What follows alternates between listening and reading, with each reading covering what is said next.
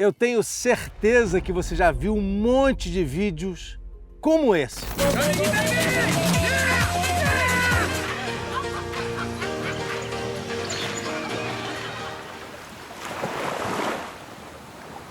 O que eles fazem é truque de vídeo, tem mágica, experiência científica, mas o nosso fascínio com a ideia de andar sobre as águas vem de um dos milagres mais conhecidos e espetaculares de Jesus: a caminhada sobre as águas no Mar da Galileia.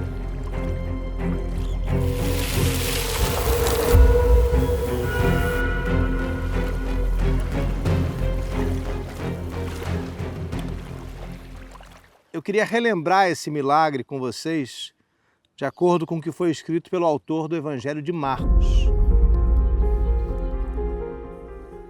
Era já noite, o barco estava no meio do mar e Jesus estava sozinho em terra. Vendo os moídos de remar, pois o vento lhes era contrário, por volta da 4ª vigília da noite, vai encontrar com eles, andando sobre o mar. E queria passar adiante, mas eles, vendo-o andar sobre o mar, julgaram que fosse um fantasma e começaram a gritar, pois todos o viram e se assustaram. Mas logo Jesus foi falar com eles e disse: tenham coragem, sou eu, não temam.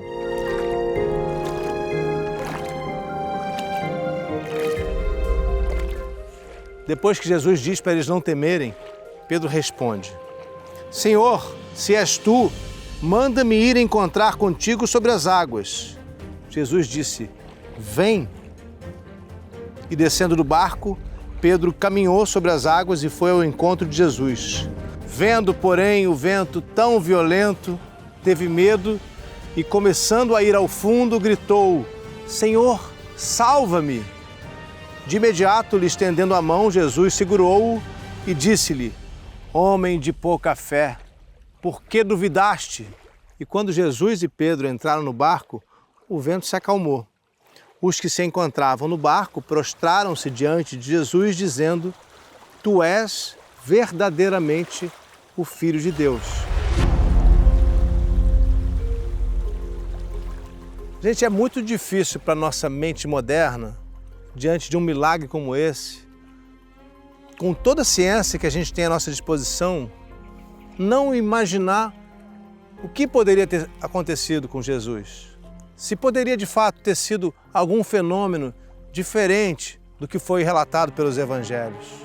E aí existe um monte de teorias sobre isso. Teria o Mar da Galileia, que não é mar, e sim um grande lago de água doce, congelado de repente, criando uma espécie de plataforma sobre a qual Jesus teria caminhado? Nesse caso, imaginando que Jesus estaria descalço, seria bastante difícil. Outra hipótese: teria naquele momento aqui uma espécie de banco de areia ou alguma outra estrutura submersa sobre a qual Jesus poderia ter se equilibrado por alguns instantes? Recentemente, poucos anos atrás, o Mar da Galileia baixou tanto de nível que criaram-se algumas ilhas de areia. Teria sido algo parecido com isso? Vale a gente lembrar que era uma noite de tempestade, vento muito forte, de madrugada, todos eles cansados, a gente pode imaginar, e ainda por cima, a primeira impressão que eles têm é de que Jesus é um fantasma, ou seja, eles não têm muita clareza do que estão vendo. Será que poderia ter sido uma espécie de histeria coletiva, todos ali confusos com o movimento das ondas, de madrugada, escuridão, e experimentaram todos eles a mesma ilusão de ótica?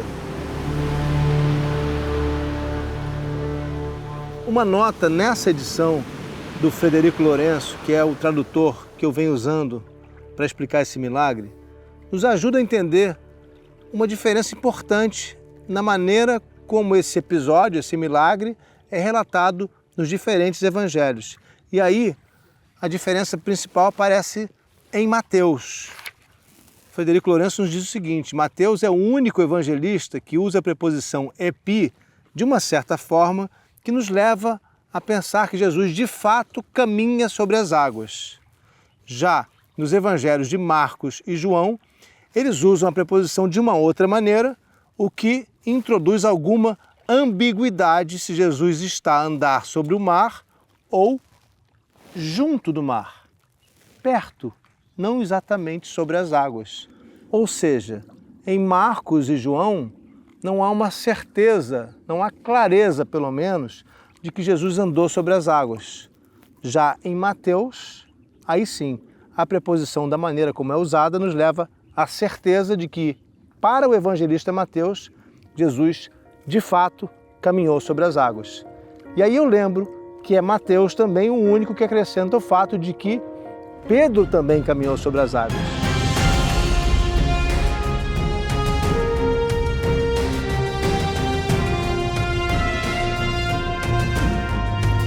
Uma possibilidade que surge dessa leitura, da tradução direta do grego para o português, é que Jesus tivesse sido visto pelos apóstolos caminhando junto ao mar, ou seja, à beira do mar. Aqui como eu estou fazendo agora, na beira do mar da Galileia. E que talvez isso tivesse sido causado pela confusão mental dos apóstolos, cansados naquela noite escura em alto mar. Mas essa leitura de Marcos e João não nos explica o momento em que Pedro sai do barco e também flutua sobre o mar. E aí, para muitos estudiosos, essa parte que só existe em Mateus é o que faz o milagre ser convincente. Sem esse pequeno acréscimo, sem Pedro também caminhar sobre as águas, seria possível toda a especulação de que Jesus estava longe, poderia ter sido uma confusão, uma miragem. Mas se Pedro também caminhou... Hoje o Mar da Galileia é um destino muito procurado pelos israelenses e também por turistas do mundo todo. Tem todo tipo de esporte aquático aqui, tem hotéis, parques, toda a região se transformou num lugar muito turístico. 2000 anos atrás a paisagem aqui era diferente, não tinha hotéis, não tinha muita coisa do que a gente vê hoje em volta do Mar da Galileia.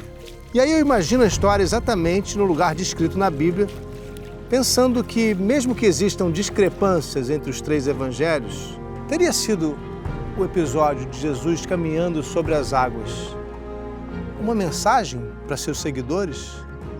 Qual é o simbolismo que a gente pode tirar disso? Aqui, gente, é uma lição que vai durar muitos e muitos séculos.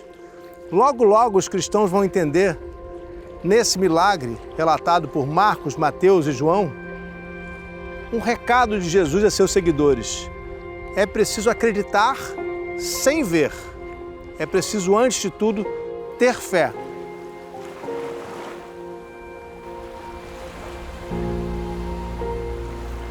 O apóstolo que foi rebatizado por Jesus com o nome de Pedra, em aramaico, Pedro, é sempre ele que nos lembra da nossa humanidade.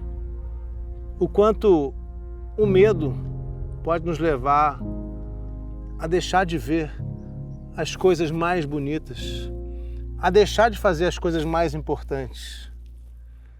Jesus dá uma bronca em Pedro. Homem de pouca fé, não tenha medo. A falta de fé de Pedro vai ser lembrada por muitos anos, naquele momento, claro, não depois. Vai ser lembrada por muitos anos como um exemplo da importância de se ter fé, de se acreditar. E eu posso ressignificar isso pensando também na importância de acreditar em nós mesmos.